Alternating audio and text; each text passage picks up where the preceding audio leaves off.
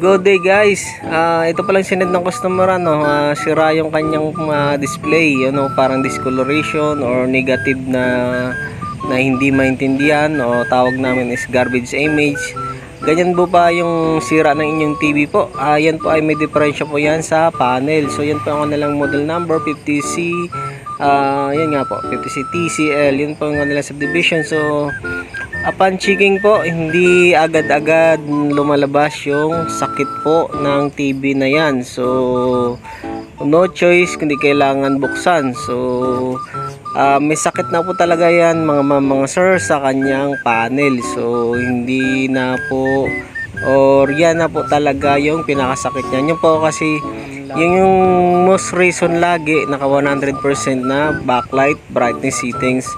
Yun po ang lagi kong na-encounter sa aking mga troubleshooting po palagi. Na pag sinasagad niyo yan, mabilis masira nyo kanyang panel. Basta po, yun ang lagi na aking na-encounter. Sa mga TV kasi po ng mga naka 30%, 40%, ang napapalitan ko lang backlight, hindi po nasisira yung panel. Tsaka maganda rin po yung mga sir, pag binawasan nyo po yan, okay sa mga anak ninyo, hindi masakit sa mata.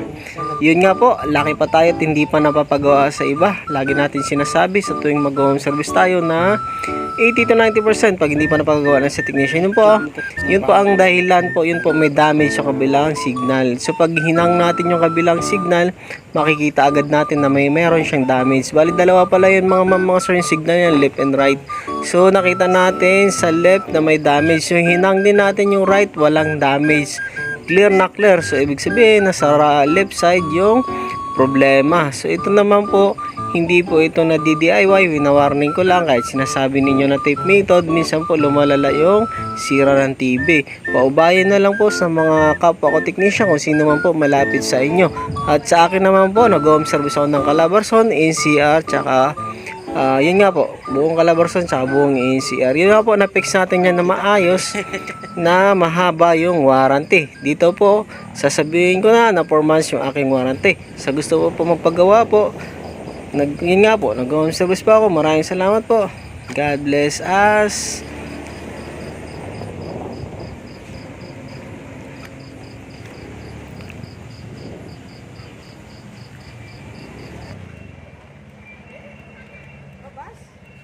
Wala daw kaya